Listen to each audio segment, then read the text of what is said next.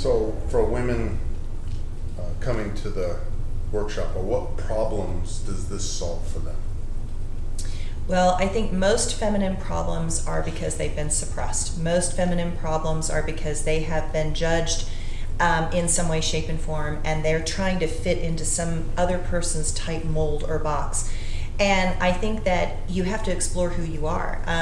For myself, I'm a retired professional ballet dancer, and I got to play all these roles, all these archetypes. And there were archetypes and roles I didn't like. I didn't want to be a hag. I didn't want to be this ugly, twisted, demented person. But in doing that character, I had to go inside and find that person. And when I did, she healed.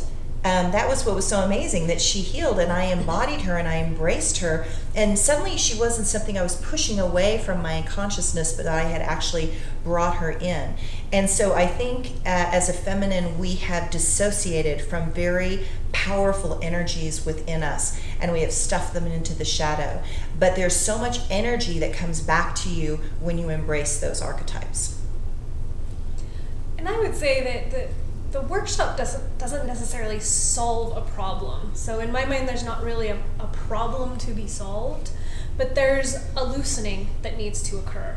So again, in today's society, we tend to hold things so tightly and hold things in such a construct, and that creates a jarringness in us, and it also creates an inability to become this fluid person, to move from being mother to being lover to being CEO to being what we need in our life.